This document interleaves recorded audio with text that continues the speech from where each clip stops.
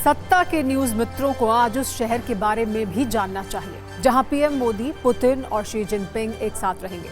चीन की राजधानी बीजिंग से लगभग 150 किलोमीटर दूर तियानजिन अपनी ऐतिहासिक विरासत, सांस्कृतिक विविधता और पर्यटन स्थलों के लिए प्रसिद्ध है।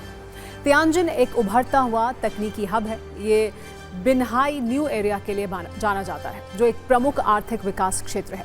यहाँ कई बहुराष्ट्रीय कंपनियों के कार्यालय और औद्योगिक क्षेत्र मौजूद हैं।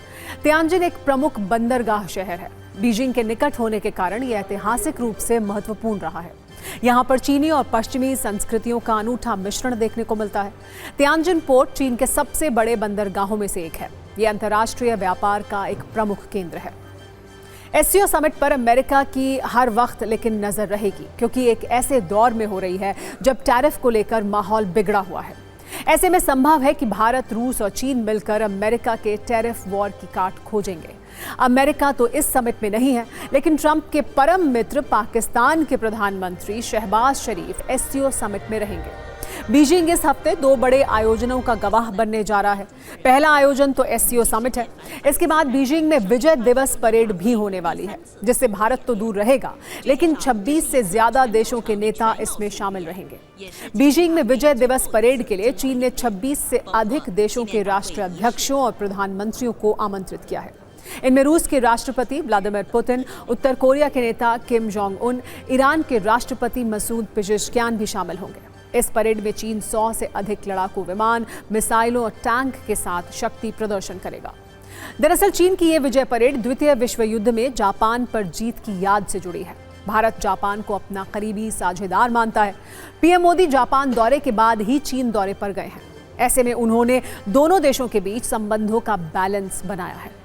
भारत और जापान के बीच कई अहम समझौते भी हुए हैं, जिसका जिक्र बहुत जरूरी है।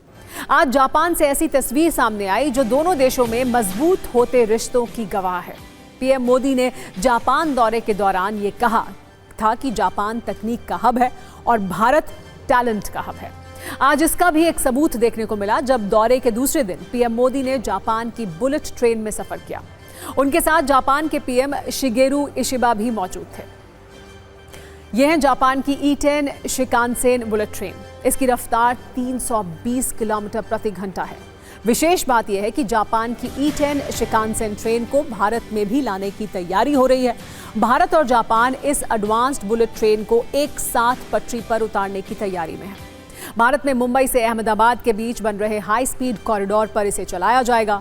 रिपोर्ट्स के अनुसार जापान सरकार भारत को 2 बुलेट ट्रेन भी गिफ्ट करेगी। भारत और जापान की दोस्ती का एक सबूत चंद्रयान 5 वाली पार्टनरशिप भी है।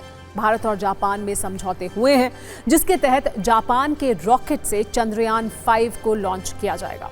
भारतीय अंतरिक्ष अनुसंधान संगठन और जापान एरोस्पेस एक्सप्लोरेशन एजेंसी का जॉइंट ऑपरेशन होगा। ये चंद्रयान 5 मिशन की प्रमुख विशेषताएं भी आपको आइए बता ही देते हैं। इस मिशन को जापानी एजेंसी के H324L प्रक्षेपण यान के माध्यम से लॉन्च किया जाएगा। इसरो कुछ विशिष्ट वैज्ञानिक उपकरण भी विकसित करेगा। चंद्रयान 5 भारतीय अंतरिक्ष अनुसंधान संगठन का एक प्रस्तावित चंद्र मिशन है, जिसका उद्देश्य चंद्रमा की सतह पर एक बार फिर सॉफ्ट लैंडिंग करना और वहां वैज्ञानिक अध्ययन करना है।